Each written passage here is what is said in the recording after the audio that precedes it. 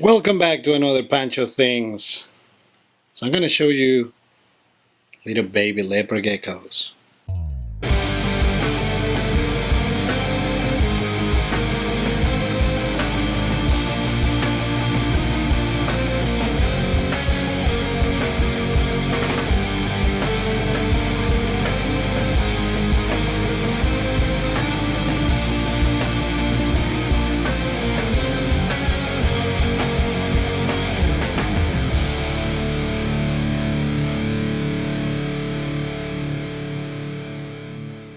Welcome back to another Pancho Things, number 3 of the breeding leopard gecko season.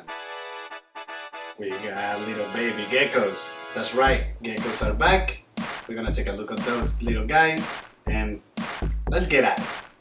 This is a normal head max no, head tremper albino.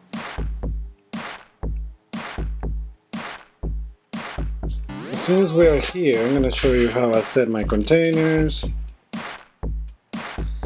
So it's a Rubbermaid plastic shoebox with paper towels, nothing too crazy. Water and food. Now these geckos are a few weeks old. Now this is not how they come out as babies. There's a little bit bigger. And I got a little hide that is being sprayed with some water.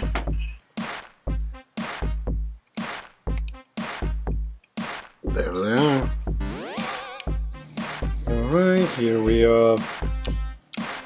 Female tremper albino, head max now.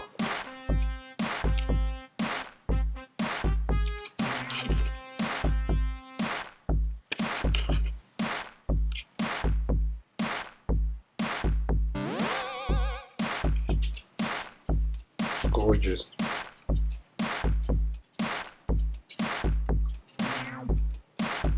This is another normal head max no. Tremper albino. Once again, I have the same setup.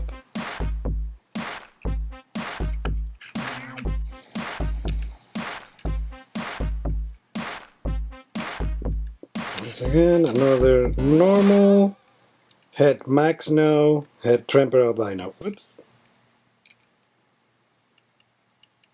Now they're in a rack system for now. And there is heat tape in the back. So that right there, it goes into the hot side. Now last but not least, a max no head tremper albino. Now this baby has some issues. And this is a good moment to talk about something. This egg was having some serious issues. He peeped out, but he didn't crack the egg properly, and his development was smaller than the rest of the geckos. So I decided to do a no-no, which was to finish to cut the egg and help him out because I was afraid that he was drowning, and that was in the mark of 98 days, almost 100 days. So that is something that I do not recommend. I do not recommend people cutting leopard gecko eggs. If you can help them out as much as you can, trying to save their lives. But unfortunately, sometimes nature needs to take course. And in this case, this guy is being fed by hand. He's not eating on his own, and due to his really small size and not having enough body weight, he had some issues shedding, and he has lost a couple of his toes. Now, he is thriving. The older he's getting and the more weight that he's putting, he's getting better. He's being more active. He's gonna survive, and I'm gonna keep him as a pet. He's not gonna be sold or anything like that. He's not gonna be relocated. He's gonna stay with me until the end of the days. And if he makes it, I'm gonna give him a great pet life. If he doesn't, unfortunately, well, we tried everything that we could. I don't know if the temperature was a problem with the temperature. I don't know This is the actual first time that I have an issue with an egg in many years of breeding geckos. Decided to, in order to preserve his life, that there was decision was to help him out of the egg, and I don't think that that was the best approach. I think that I should have just let him be. She's drinking water. She hasn't used too much her little water dish. She actually prefers to drink droplets out of the container. This way you can have an idea of how tiny it is compared to something like that. So that's it.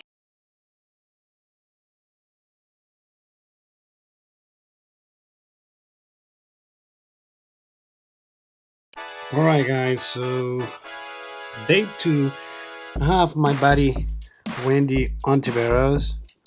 She is helping out to increase our colonies, and thank you so very much. Big shout out to you, Wendy. So I got a white and yellow tremper eggs that come from her breeding pair at home, and I'm incubating them. So I got Wendy's eggs, and I got my one egg from my female Max No. And something interesting happened last night. As I was going to bed, I realized that those little eggs have a little bit of window, meaning that the egg hasn't calcified properly. So I also got to notice some mold growing on them.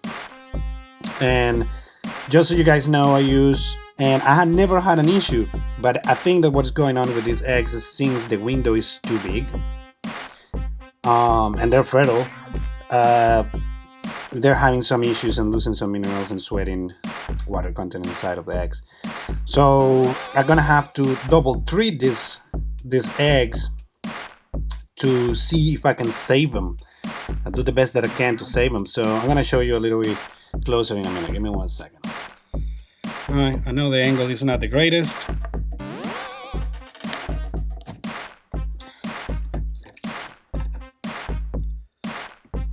So you can see how the windows are so visual and they're not that great looking. So let's see if we can save these little eggs. I'm just gonna grab one, and it's super soft, but you can see there's veins in there. As I said, the first stage is gonna be just to apply ever so slightly coat this powder.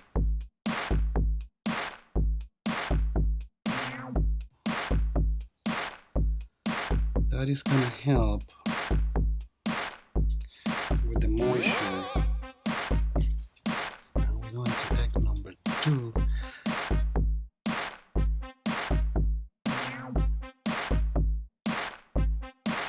So pretty much what I'm gonna do is that I'm gonna put some glue, and I'm gonna apply some of the powder, enough so I can make somewhat of a paste.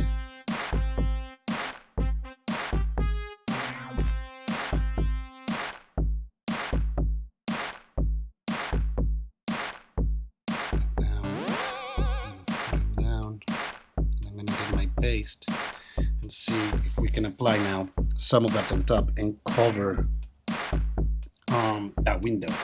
I don't know, sometimes I never lost an egg.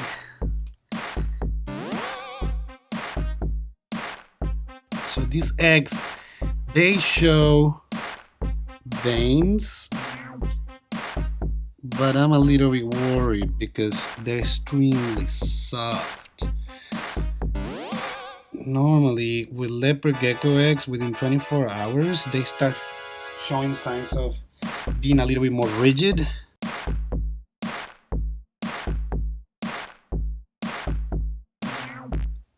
Okay, that's gonna be it.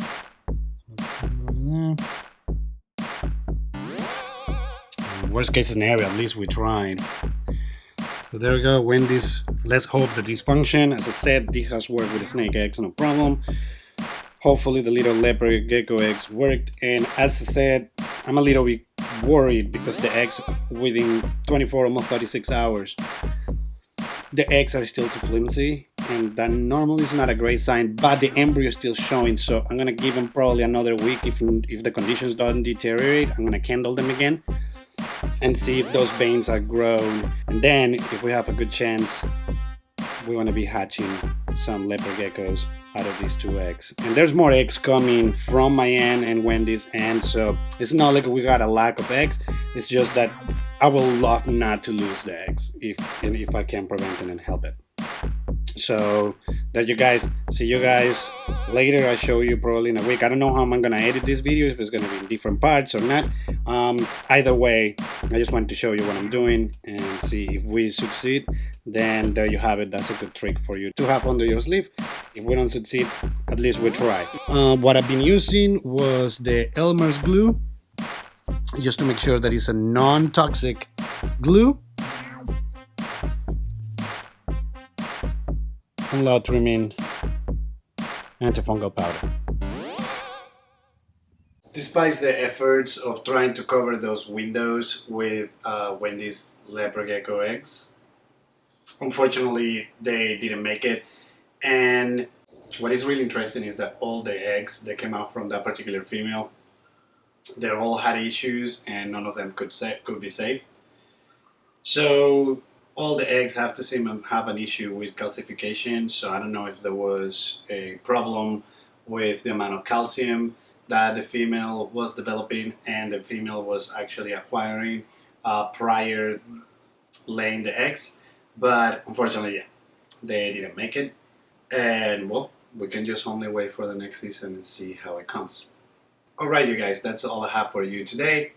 Hopefully next year it's going to be better and we don't have a crazy global disaster going on, so we can focus and I can actually focus on what I'm filming and editing. But all the filming that happened within the leopard gecko breeding season was right when this whole pandemic situation happened, and on my regular day job had some other issues too going on, so unfortunately that's why I had a lot of filming missing, and that's why I had a lot of information that I couldn't acquire and give it to you guys. But I promise that for next year, if we don't have anything crazy going on, I'll do my best to get more more imaging on everything that I'm doing within the breeding, and in that way I can get more into detail on what's happening and getting. But that being said, that's all I got for you guys. Like and subscribe. If you enjoy these videos, just please give me a thumbs up and let me know down in the comments if you had any questions, if there's anything that you want me to talk a little bit more in depth. Please let me know, and I'll make a video on whatever requests I get on there. Other than that, I will see you on the next one. Pancho out.